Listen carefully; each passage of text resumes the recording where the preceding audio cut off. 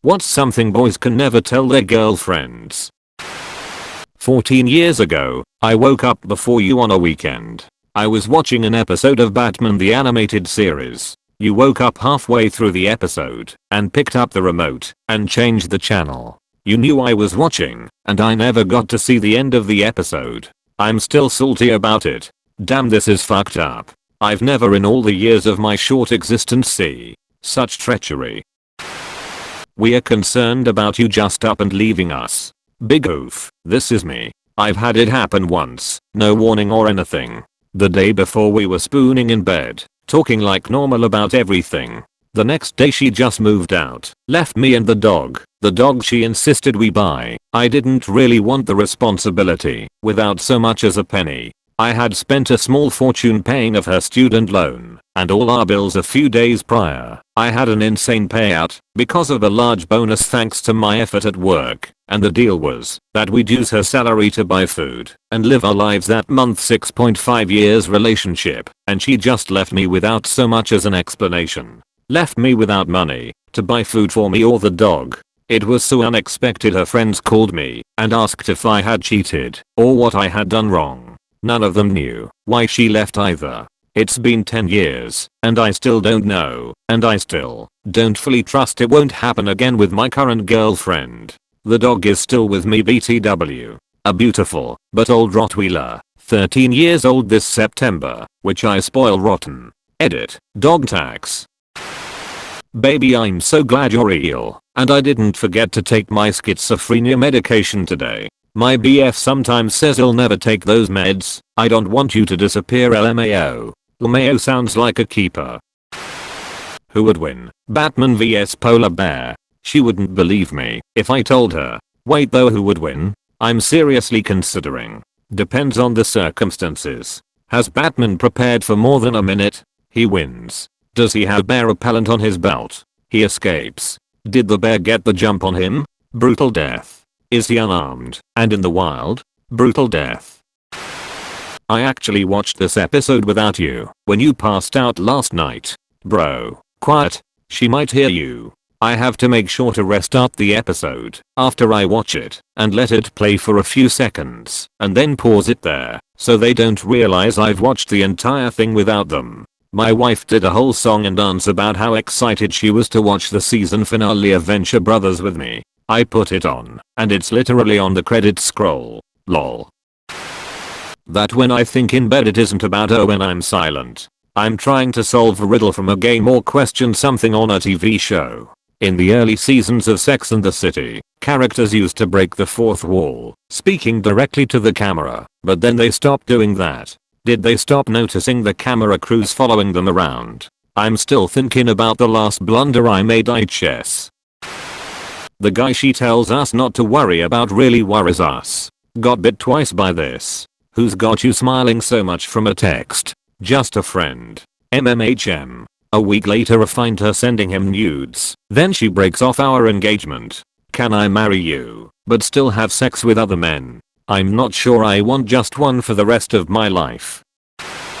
The real answer to the question, what are you thinking about when he dozed off again? My then girlfriend used to ask all the time. She was super self-critical and was convinced I spent my time thinking about other girls. One day I got so fed up that I told her what I was actually thinking about, how great a rock band would be if it was made up entirely of apes. My wife now just asks back, quote, monkeys playing drums again.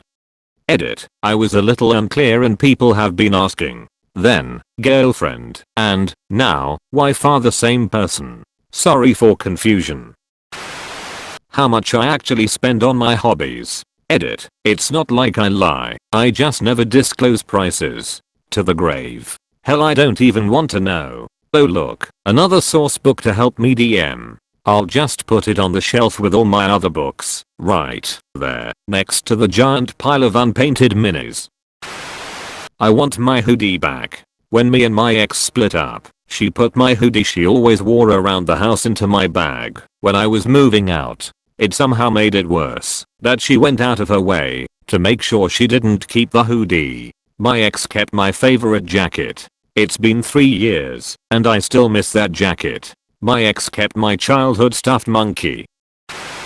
I need space from her sometimes, and it's not because she did something wrong. Edit. I'm not currently in a relationship. This was me to my previous partners. I've grown since then and now know better. I appreciate all of the advice though. Thank you all. I was able to finally tell my now wife this several years back. I'm a chef and I explained to her that I'm in a constant state of conversation with no less than 25 people for 12 to 14 hours. Sometimes I just need the time to not interact with anyone at all.